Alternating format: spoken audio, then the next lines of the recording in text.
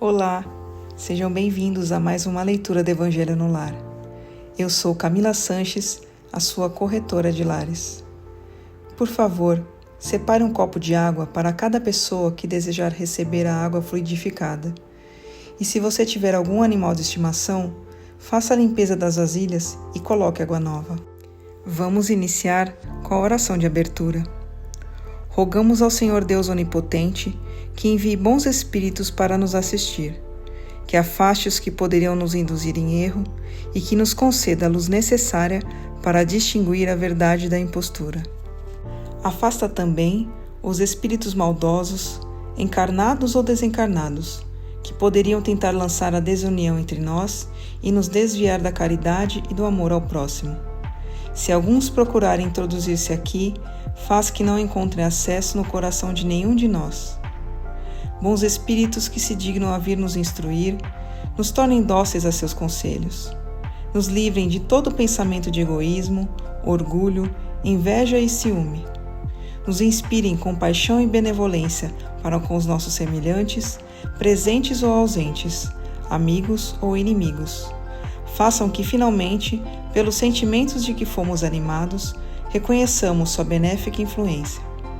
Deem aos médios que escolheram para nos transmitir seus ensinamentos a consciência da santidade do mandato que lhe é confiado e da gravidade do ato que vão realizar, a fim de que o façam com o fervor e o recolhimento necessários. Se na reunião houvesse pessoas que a ela tenham vindo atraídas por outros sentimentos que não os do bem, abram seus olhos à luz e perdoem-nos, como nós perdoamos se vierem com más intenções.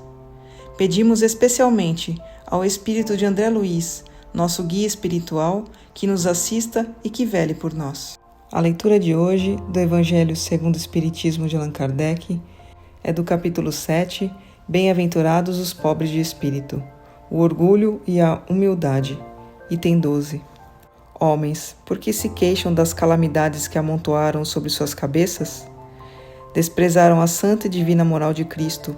Não se surpreendam, portanto, se a taça da iniquidade transbordou de todos os lados. O mal-estar se generaliza. A quem dar a culpa senão a vocês que procuram incessantemente esmagar-se uns aos outros? Não podem ser felizes sem mútua benevolência, e como pode a benevolência existir com o orgulho?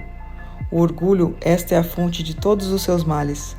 Apliquem-se, portanto, em destruí-lo, se não quiserem ver perpetuar-se suas terríveis consequências. Um único meio se oferece para isso, mas infalível. Tomem por regra invariável de sua conduta a lei de Cristo, lei que vocês rechaçaram ou falsificaram em sua interpretação. Por que têm tão grande estima que brilha e encanta os olhos, em vez daquilo que toca o coração? Porque o vício na grandeza é objeto de suas bajulações, ao passo que só tem um olhar de desdém para o verdadeiro mérito na obscuridade?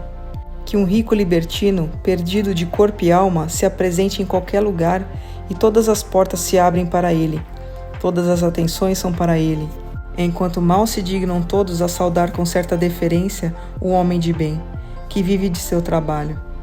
Quando a consideração dispensada aos outros é medida pelo peso do ouro que possuem ou pelo nome que levam, que interesse podem ter em se corrigir de seus defeitos? Ocorreria de modo totalmente diverso se o vício dourado fosse espancado pela opinião geral, como é vício em trapos. Mas o orgulho é tolerante para com tudo que o exalta. Século de cobiça e de dinheiro, podem dizer. Sem dúvida, mas por que deixaram que as necessidades materiais extrapolassem o bom senso e a razão? Por que cada um quer elevar-se acima de seu irmão? Hoje a sociedade sofre as consequências disso. Não esqueçam que semelhante estado de coisas é sempre sinal de decadência moral. Quando o orgulho chega aos últimos limites, é um indício de queda próxima, pois Deus sempre atinge os arrogantes. Se às vezes os deixa subir, é para dar-lhes tempo para refletir e emendar-se sobre os golpes que de vez em quando desfere contra seu orgulho para diverti-los. Mas em vez de se humilhar, se revoltam. Então, quando a medida está cheia, Deus os abate completamente e tanto mais horrível é sua queda, quanto mais alto tenham subido. Pobre raça humana, cujo egoísmo corrompeu todos os caminhos, toma coragem de novo. Em sua misericórdia infinita, Deus te envia um poderoso remédio para teus males, um socorro inesperado para a tua miséria. Abre os olhos à luz. Aqui estão as almas daqueles que não vivem mais e que vêm te chamar a teus verdadeiros deveres. Eles te dirão com a autoridade da experiência quanto as vaidades e as grandezas de sua passageira existência são mesquinhas, se comparadas com a eternidade.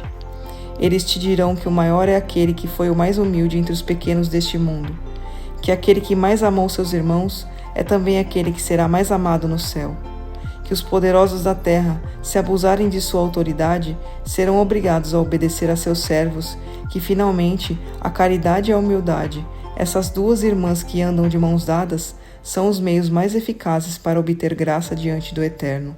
Palavra dos Espíritos, graças a Deus.